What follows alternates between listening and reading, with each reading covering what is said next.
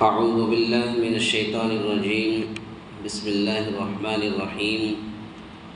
قل أرأيتم ما أنزل الله لكم من رزق فجعلتم منه حراما وحلالا قل الله أذن لكم أم على الله تفترون وما ظن الذين يفترون على الله الكذب يوم القيامة إن الله لذو فضل على الناس ولكن أكثرهم لا يشكرون. اللہ رب العالمین نے ارشاد فرمایا قل ارأیتم ما انزل اللہ، اے نبی آپ کہہ دیجئے کہ یہ تو بتاؤ کہ اللہ نے تمہارے لیے جو کچھ رزق بھیجا تھا پھر تم نے اس کا کچھ حصہ حرام اور کچھ حصہ حلال قرار دے دیا۔ قل اللہ اذن لکم، آپ پوچھئے کہ کیا تم کو اللہ نے حکم دیا تھا یا اللہ پر افطرا ہی کرتے ہو؟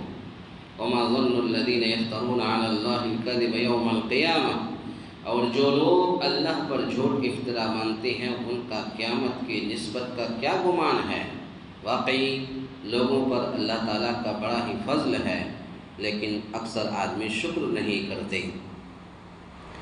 اس آیت کریمہ کے اندر اللہ رب العالمین نے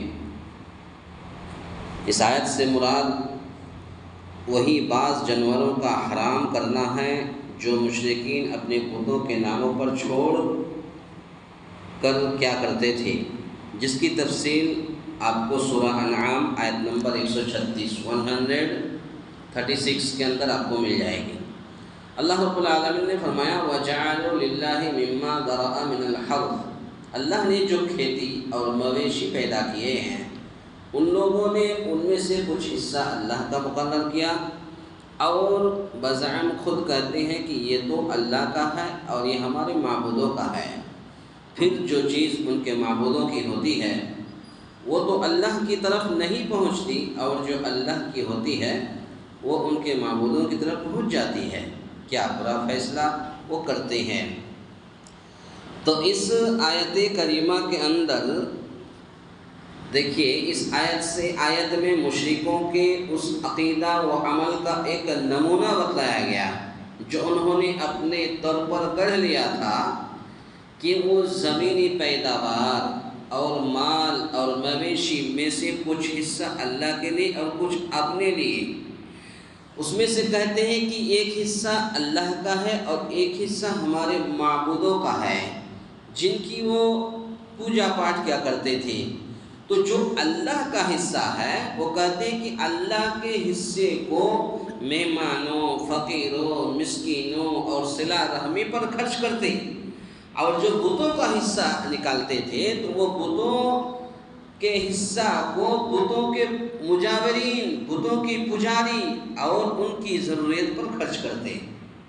پھر اگر بتوں کے مقررہ حصوں میں توقع کے مطابق پیداوار نہ ہوتی، یعنی زمینی پیداوار کچھ بتوں کے نام پہ رکھتے تھے، کچھ جانور بتوں کے نام پہ رکھتے تھے، اب کچھ زمینی پیداوار جو بتوں کے نام پہ بوتے تھے یا کرتے تھے اگر پیداوار نہیں ہوتی تو وہ اللہ کے حصوں میں سے لے لیتے تھے۔ کون؟ کفار مکہ، مشرکین مکہ۔ تو مطابق پیداوار نہ ہوتی تو اللہ کے حصے اس میں سے نکال کر اس میں شامل کر لیتے، دیکھیے دے دیا۔ اس کے برعکس معاملہ ہوتا تو بتوں کے حصوں میں سے نہ نکالتے اور کہتے کہ اللہ تو غنی ہے، اللہ تو غنی ہے۔ دوسری بات یعنی اللہ کے حصے میں سے کمی کی صورت میں بتوں کے مقررہ حصے میں سے تو صدقہ و خیرات نہ کرتے۔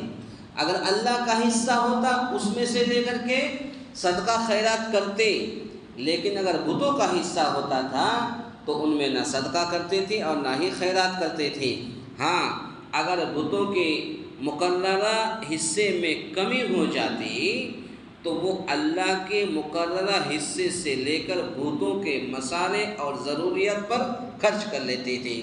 اگر بتوں کا حصہ کچھ کم ہو جاتا تھا تو اللہ کے حصوں میں سے لے لیتے تھے اور وہ بتوں کے لیے خرچ کرتے تھے۔ یعنی اللہ کے مقابلے میں بتوں کی عظمت اور ان کا خوف دلوں میں زیادہ تھا۔